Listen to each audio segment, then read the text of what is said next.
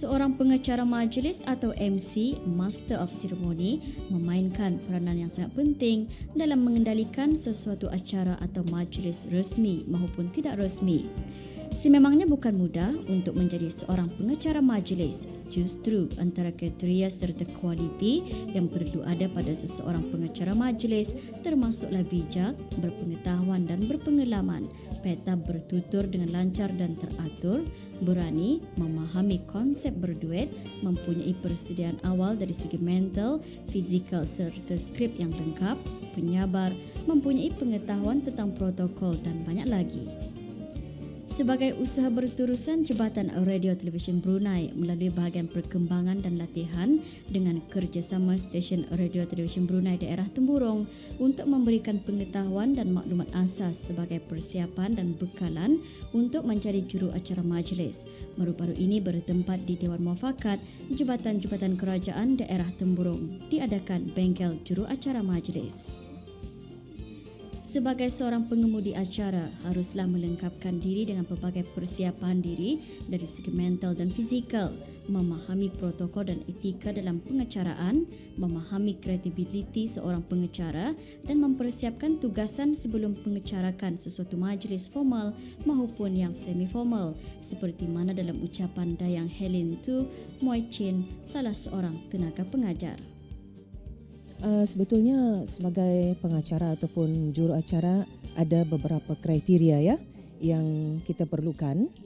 Itulah yang akan kita sentuh dalam bengkel 3 hari ini, dan ada beberapa selain kriteria kita juga menyentuh mengenai dengan apa yang keperluan-keperluan bagi seseorang juru acara, dan fokus kita dalam bengkel ini ialah juru acara majlis formal, sebab itulah yang kita perlukan ya.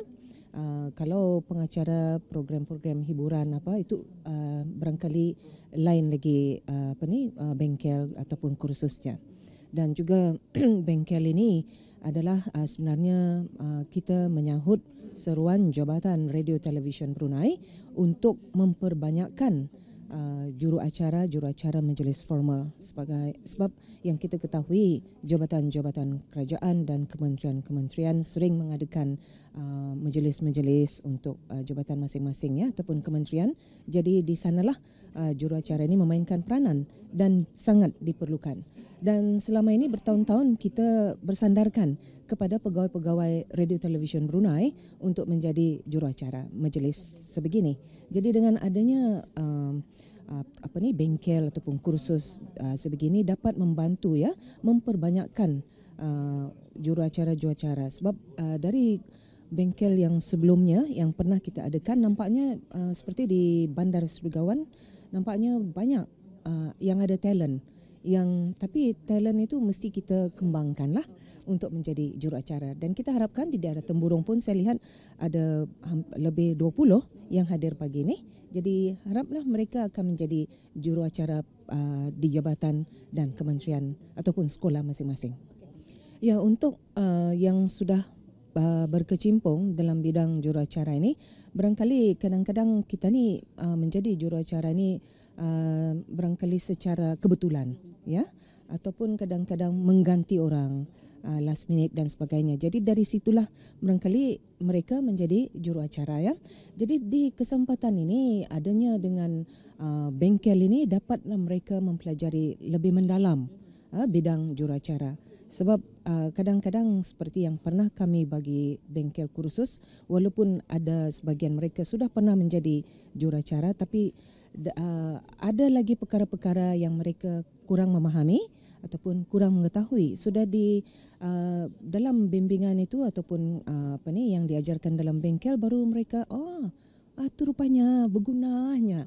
Jadi barangkali agak sukar untuk saya memperkatakan satu persatu sebab lain orang lain kekurangannya ya. Jadi di sini barangkali kita boleh sama-sama mempelajari dan sharing pengalaman juga. Seorang pengacara majlis perlulah bijak dalam mengendali sesuatu majlis, sama ada ianya berbentuk formal, tidak formal ataupun mengikut adat istiadat. Tanggungjawab menjadi pengacara majlis amat besar. Mereka perlu menyelidik siapa tetamu yang akan datang dan mengetahui perisian atau susunan atur cara majlis terlebih awal dan bagi memastikan bahasa yang akan digunakan adalah betul.